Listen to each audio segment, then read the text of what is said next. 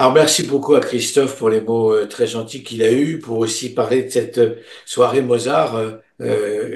qu'organise la Voûte étoilée, et notre frère Eddie Kekelsberg qui a écrit le texte. Euh, et puis pour avoir présenté un petit peu ce que je vais dire, puisque j'en ai partagé le texte avant la réunion de ce soir avec Christophe, et c'était la moindre des choses. Alors, je commencerai par la Kabbale, puisque j'ai dit que les accusations et les rumeurs n'avaient aucun rapport avec la vérité, ni sur la Kabbale, ni sur la franc-maçonnerie. La Kabbale, le mot vient de l'hébreu Kabbalah, qui signifie réception, et peut-être le savez-vous, c'est une tradition ésotérique du judaïsme,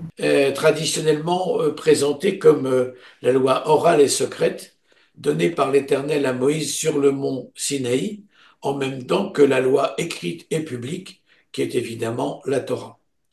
La Kabbale trouve sa source dans les courants mystiques du judaïsme synagogal antique.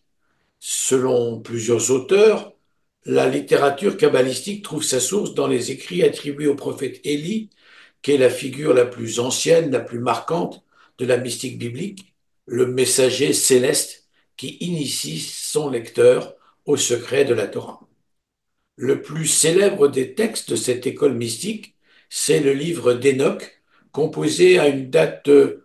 sur laquelle on n'a pas de certitude, mais entre le IIIe siècle avant Jésus-Christ et le 1er siècle de l'ère chrétienne, et qui est présenté sous la forme d'un voyage céleste où se révèlent les mystères de la création.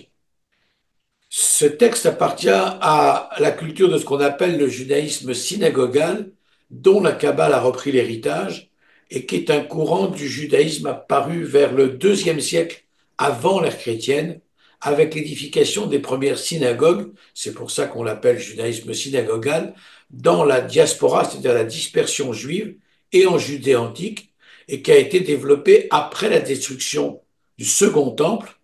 de Jérusalem en l'an 70 de notre ère, celui dont il ne reste plus que le mur dit occidental et que en français on appelle le mur des lamentations. Alors, il faut s'arrêter un petit instant sur le livre de la création, le Sefer Yetzira, qui est un traité de quelques pages qui se présente comme un condensé des découvertes relatives à la création du monde. Apparu à une date finalement incertaine, en tout cas entre le 1er et le 8e siècle, ce qui fait quand même pas mal de temps, ce Sefer Yetzira, ce livre de la création, allie une forme poétique et visionnaire à une nature essentiellement cosmologique et spéculative. Ce livre délivre d'une manière concise et subjective les concepts majeurs sur lesquels repose la Kabbale, notamment les 10 séphirotes, dont nous allons parler plus tard,